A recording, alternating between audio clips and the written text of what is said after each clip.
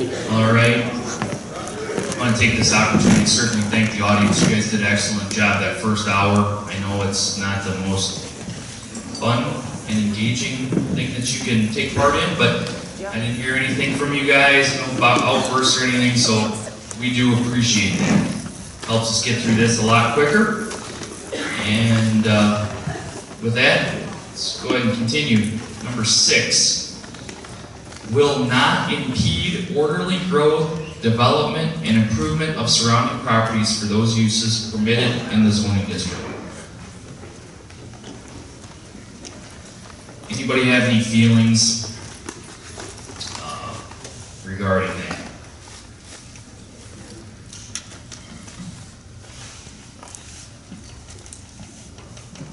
I don't really have an opinion. Dispersed. All right. Certainly we can agree that most of the land is agricultural. So farmland, in my eyes, is farmland before or after towers. I think Howard would agree with that.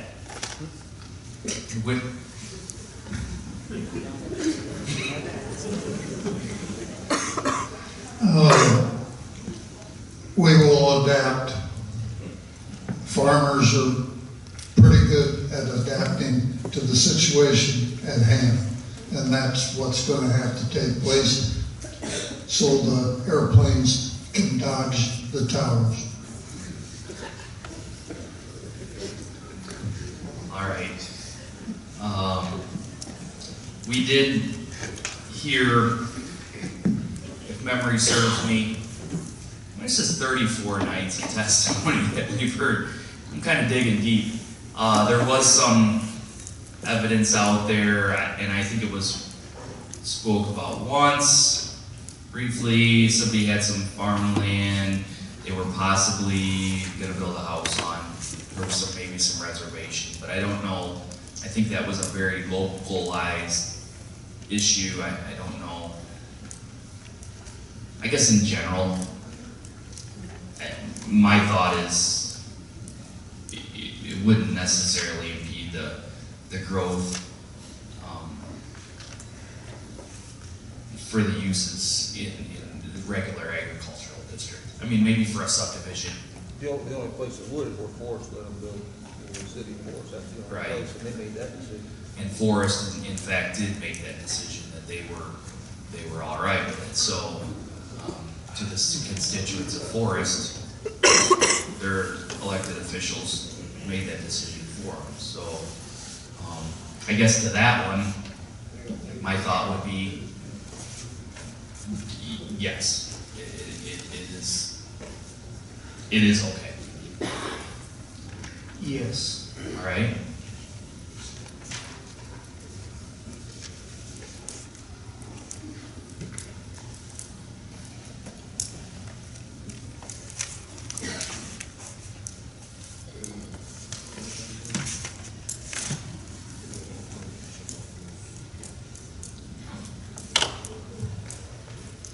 What do you guys think?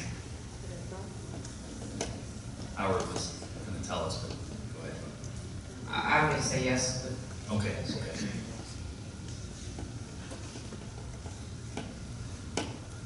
I would probably say yes. Okay. All right. I'm sorry, did you say yes? I said you had your vote for yes. So no, I didn't say yes. All right. Moving on to number 7.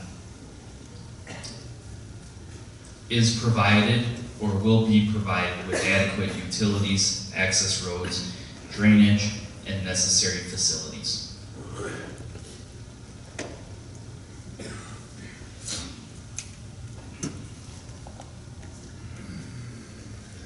This is certainly a lot different than a commercial high-rise going up as far as the need for utilities. I think this particular entity is willing to bring their whole business revolves around utilities. I think there have been accommodations made for access roads. I think they've spelled out a lot in that regard. Drainage, they discussed drainage and the possibility if there was some farm tile damage and necessary repairs. Necessary facilities. There was some conversation, and it was brief, about their staging area and a potential shop, but I don't know that the shop would necessarily be in our zoning. I think isn't it in Forest, or their potential building, or it is outside of Forest. Okay. Regardless, what's you guys' feelings on this? Do you think that the proposed project, has all those entities? Rich is a yes. Yes. Yes. Yes. Yes. Yes. All right. John, feel. I guess so, when I had a question about the drainage, but then they said they would have to deal with that, that's pretty hard to do. That's gonna be kind of an ongoing thing. I agree. I think that we all can agree, and certainly the farmers of the group can attest to ongoing drainage issues. But I think they have attempted to put some language out there to correct any issues. Now, you know, the enforcement of those issues probably here in line with the county zoning administrator. Sorry, Joe. But As long as it ain't overtime. right, access roads, access roads. We have heard counsel for the township indicate that they have been in conversation with him. I can't remember his name. Bob Lenz, yes, that's it. Okay, so The one township attorney is Tom Brucker. Tom Brucker, okay. Well, He was Bob great. Lenz is the one representing the township. Brucker was a drainage district. What? Was it Brucker drainage district? All right. What's you guys' feelings on 7?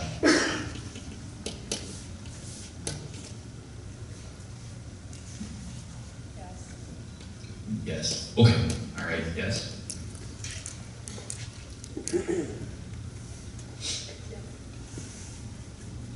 All right. It is provided with ingress and egress as so designed as to minimize traffic congestion in the public streets.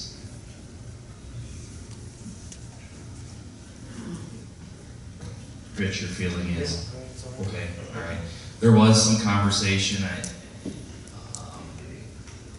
with a representative from Prairie Central School District that was concerned about it.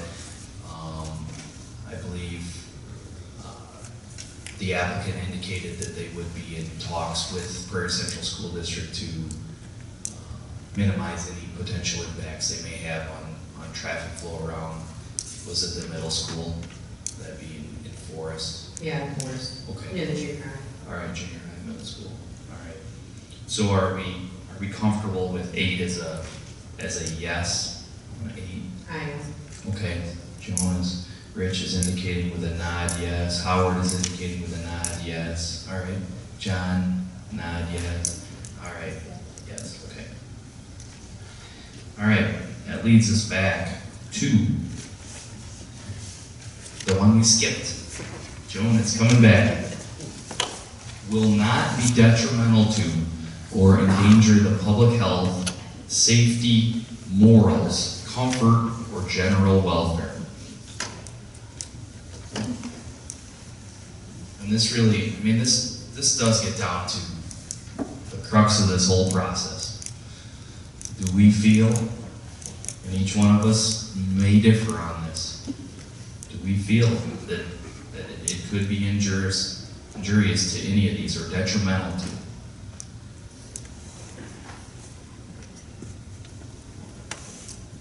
Well, I think what was said earlier was everybody, each individual can react differently. I can't say it will not be with absolute certainty.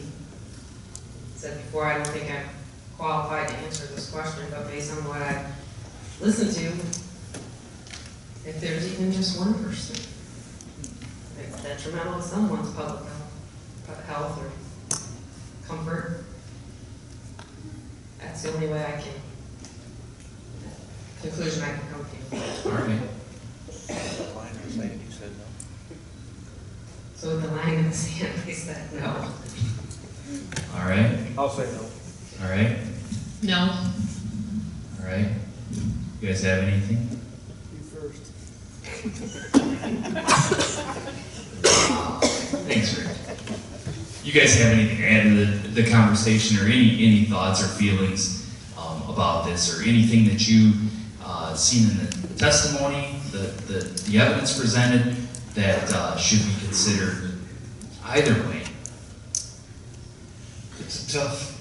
It's very subjective. Yep, it's a personal, or not even personal, shouldn't be personal, but I mean, it's a person-to-person perspective.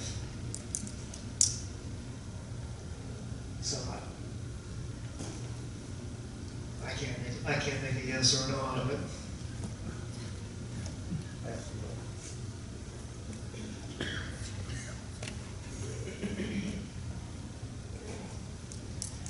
No. No. No response. No for me.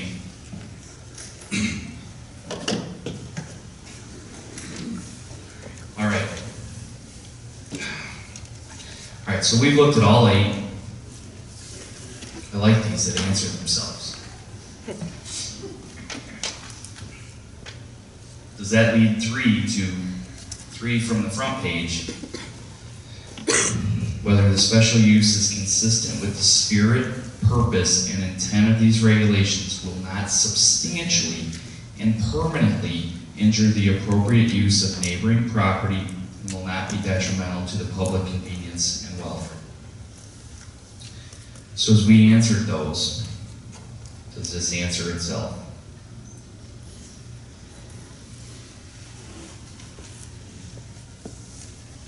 One line in here that really I do struggle with is permanently.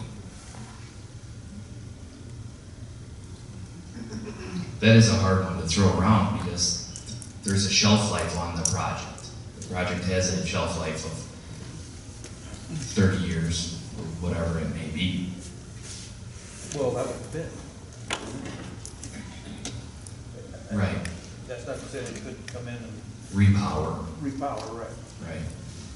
That's a proposed lifespan.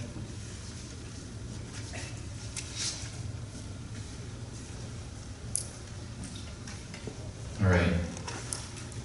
But do we feel that, as I muddy the water, do we feel that if there were any no's in the 1 through 8, then that question answered itself?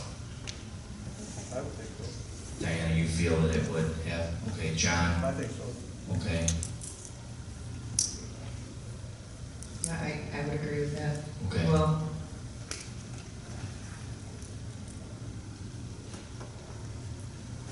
Gentlemen?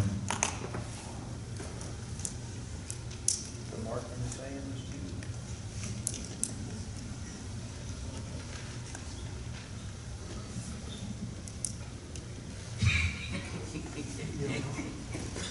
Guess we don't know. Logic would say yes. Logic would say that yes, if there's a no, then the question answered itself. Right. All right. With that, 3 is a no.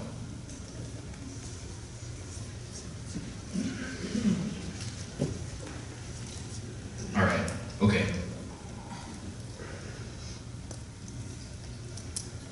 Let's further break that up to the subparts.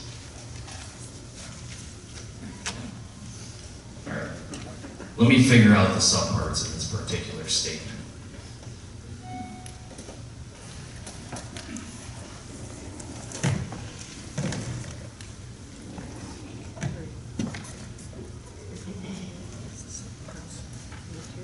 Okay.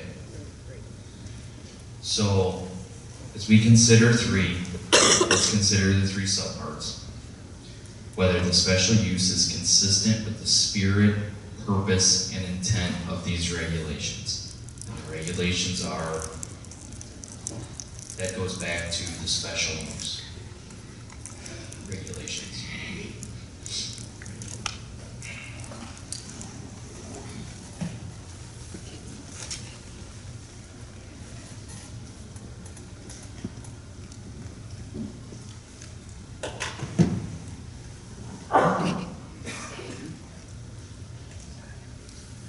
I guess my feeling is it is consistent with the spirit, purpose, and intent of special use or regulations. It doesn't meet all the requirements, but it is consistent to that.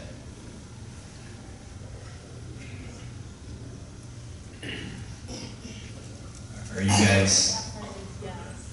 Okay, and that's what we'll do. We'll individually break this apart and discuss each subpart so that it is correctly indicated in our findings of facts. Okay, so that subpart, whether the special use is consistent with the spirit, purpose, and intent of these regulations. Do you feel that the application for special use is consistent with the spirit, purpose, and intent of an allowable special use? Yes.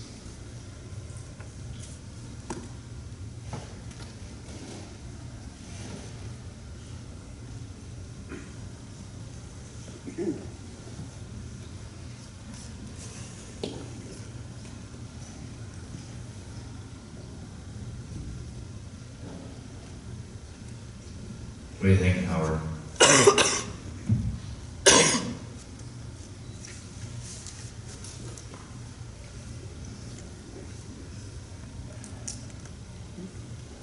The use of neighboring property is what? Okay, we're not looking at that line. We're only discussing whether the special use is consistent with the spirit, purpose, and intent of these regulations. It's right up to the comma. Do we feel that the special use application is in fact consistent with that?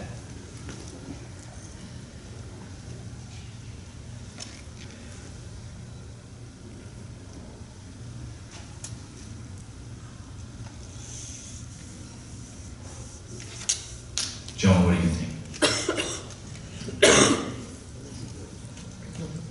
Yeah, if we're talking about it being consistent, I read this the first time and thought, does it meet our requirements in our ordinance? Right. But it's consistent, the special use, I would say yes, it's consistent Okay. with our regulations. John, consistent. Diana, okay. Howard, you don't have to make a decision. Phew, got you out of that one, didn't I? All right. Will not substantially and permanently injure the appropriate use of neighboring properties. Thoughts, feelings, questions, concerns, ideas?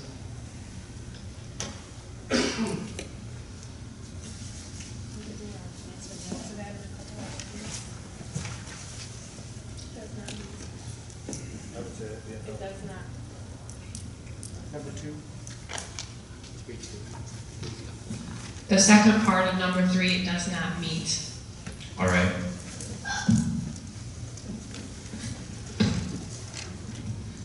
Do we have a consensus on that? I'd say no. Does not, okay. Does not. Does not. Gentlemen, you guys have a thought on that? Well, based on how we went through the individual By default? guidelines, default. All right, by default, that portion there is no. All right, the last portion, and will not be detrimental to the public convenience and welfare.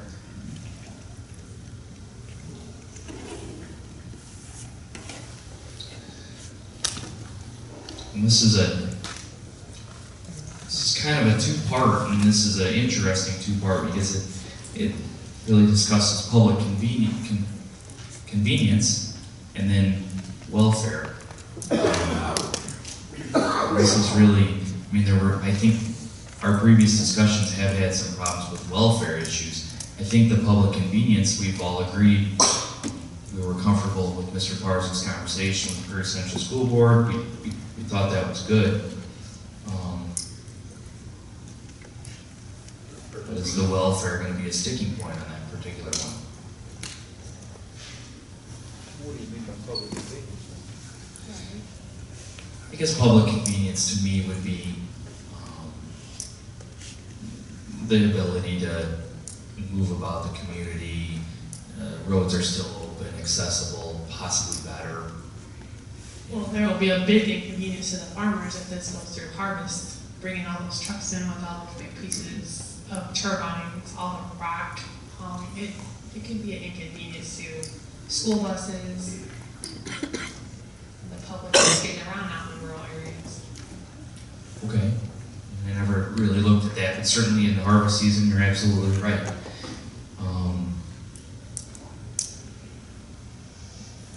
You know, I guess with that, you kind of look at the trade-off of how much traffic is there.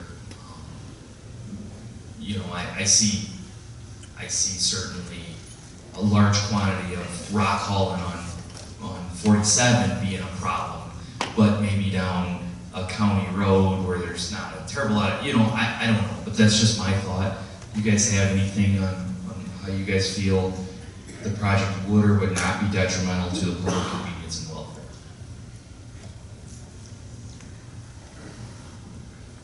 I think anytime something changes our habits, it's an inconvenience. But common sense and logic thinking should come through on this one. I think it meets it, yes. All right. Howard, nothing? Okay. You guys, with regard to public convenience and welfare, I'm gonna say no. okay? Have to say no. John's a no. Yes, I'd have to say no as well.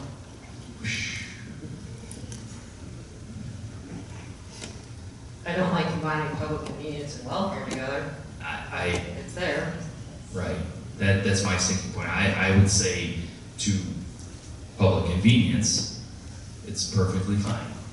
But as you add the welfare, I'm afraid that my thought is no. What's the one? It's kind of the same as number 2 at the bottom. At the very bottom of the page. Yeah, would not be detrimental to or endanger the public health, safety, morals, comfort, or general welfare, and we said no on that. See, but they've added the public convenience, and your opinion certainly is well taken in that the public convenience, it's something we can live with, we can work through, we can get past, and at the end of the project, is there really any inconvenience? And the answer to that would probably be there wouldn't be. So, but because they tied the two together, you have to, I guess, act on it. I voted no, so no.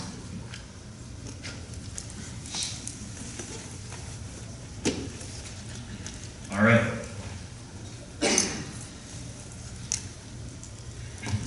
Mr. Blakeman, you can confirm for me that we have in fact answered all portions of these subsets and the 3 conditions with an affirmative yes or no.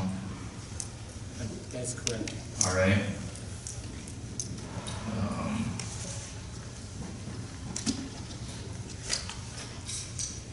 with that, we can, are we prepared to possibly open the floor up for a motion to act on this? Well, do we have to do a motion? I think we talked about this earlier, we don't have to do a motion before we discuss some issues. I know we've already been discussing. Right, right. Okay, and that is correct, we can continue a discussion about any issues that have been raised, anything. We've answered the questions, now it's just our time to freely discuss amongst the group. Okay, so if we're going to, I guess this gets at how we're gonna vote. If we were gonna vote to not grant the special use, then is there any purpose in us going through the exercise of thinking through special conditions?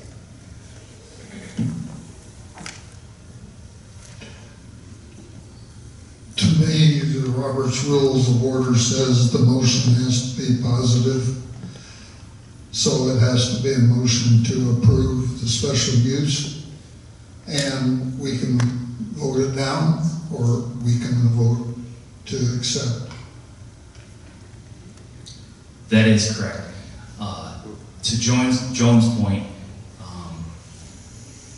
at this particular time, we're not bound to the Robert's Rules of Order. So our discussion can be prior to any motion that we make. So if there's more that we need to discuss, we're free to do that. I mean, we can make a motion and discuss if you guys are more comfortable with that. Nowhere in our specific hearing procedure guidelines does it say that at this point in time we have to adhere to that Robert's Rules of Order. And in the past we have not. We did not make the motion previous to discussion. So at our normal meetings, we do. In this particular situation, we're okay to discuss.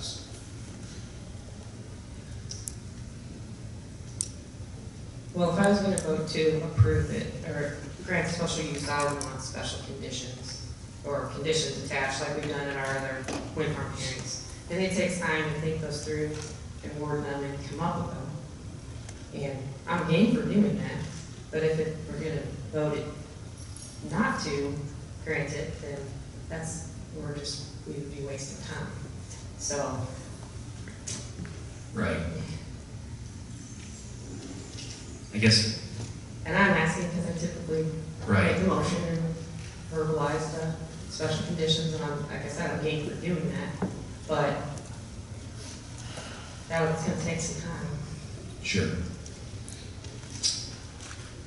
So, I guess my thought, based on previous situations that we've been through, we have exhausted a lot of time, effort, resources, et cetera, et cetera, et cetera, for those to possibly not be considered at all. Do we expend the effort? I don't know. What's you guys' thoughts? I mean, we all know where we've been and what we've done and what's happening with them.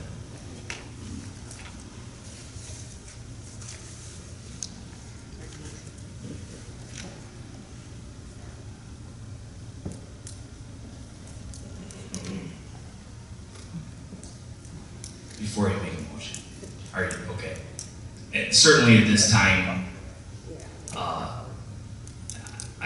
I want to thank everyone throughout this process. It's been a long process, 34 nights, 35 nights. Certainly thank the applicant. They've done a great job presenting everything. Mr. Luca Hands has done a great job. The audience has been excellent throughout this whole proceeding. Really hats off. You guys have really been there night after night, coming out for this. This is your government at work for you. We've struggled up here a little bit, but I think we've made it through the process. I certainly want to recognize the 5 board members sitting in front of me here. They've been here just as much as I have, and they've spent a lot of hours and time and effort in this, and I certainly, at this point, I certainly would like to hear a round of applause for them. They've done an awesome job.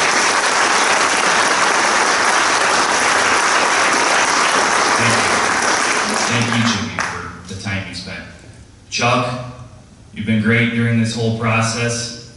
He's been there. He's had everything that we've asked for. Mr. Blakeman, Mr. Griffin, they've been here. Mr. Griffin, he doesn't say much, but he's always thinking. Tom's always giving me everything necessary to keep the meetings moving along. Certainly just want to thank everybody again. Our court reporter, I know there's been nights that she'd like to strangle me, but we worked through it. I guess with that, just what we promised at the beginning, a very open and clear, I think my words were transparent. Mr. Blazer might quote me on that, but I believe I said a transparent hearing process, and I believe that we truly have given that to all you individuals. You know, there was some conversation about possibly having some findings of facts and decisions. I said, no, we don't want them. There's nothing preemptive in this process. So know that we've given everybody out there what they deserve, whatever the decision is. I ask that you guys in the audience let us leave and go home in our merry ways, and when we see each other on the street, you can still smile and greet everybody just the same as if the decision went for you or went for the other side. So with that, I believe Joan may be ready to make a motion. All right, I'll make a motion to approve Livingston County zoning case number SU-7-14.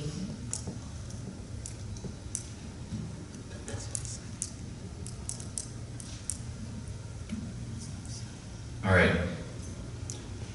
So that we can be clear, your motion is to approve SU-7-14 as presented, all evidence presented, any ancillary documents that may have been presented at a later date regarding property value guarantee, good neighbor plan, et cetera, et cetera, et cetera. Those are to be all inclusive. How about I just say all exhibits accepted into the record? Sounds good. All right. Would we like to expend any effort on special use conditions at this time? All right.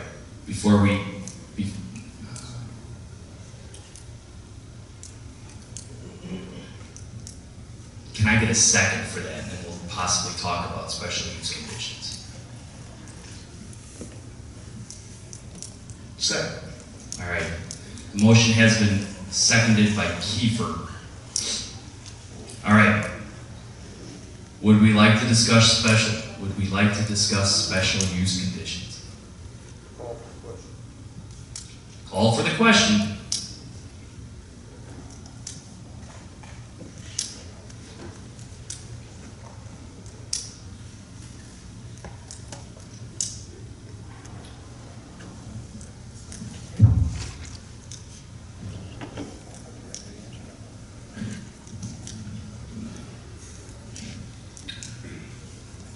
Michael Cornell, No.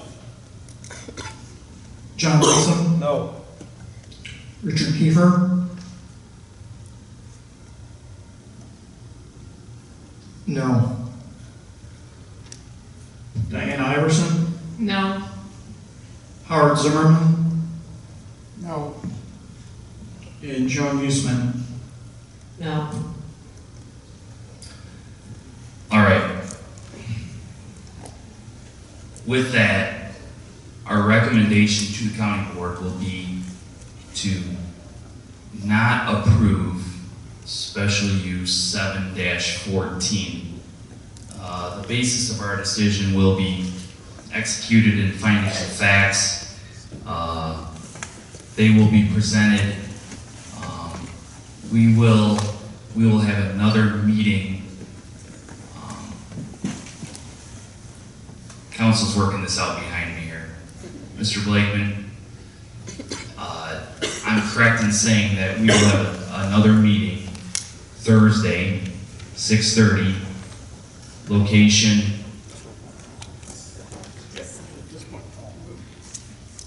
At this point in time, it's planned to be at the historic courthouse. all right, at the courthouse.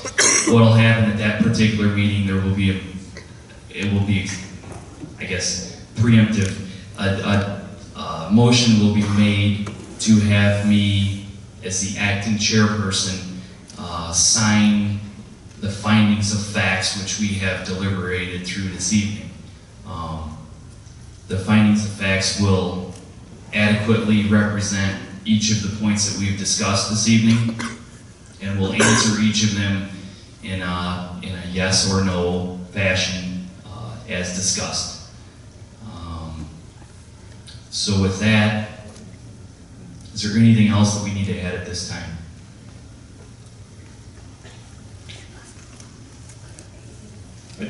Just in regards to the Thursday meeting, I just want to make sure that Mr. Cannell and you three are going to be there Thursday, final meeting here, Thursday. Yeah. Just make sure of the quorum. Okay, we will have a quorum for Thursday. Okay, all right. So a motion will be made for me to sign those findings of facts, and that will conclude everything. It should be a short meeting. There again, it's open to the public to attend, but no public comment at that particular hearing. So I need a motion. We can't adjourn yet. We need a motion to recess still. I'll make a motion to recess. All right. Bitson with the motion to recess. All right. Iverson, seconds. All in favor? Aye. Opposed? All right. Thank you, everyone.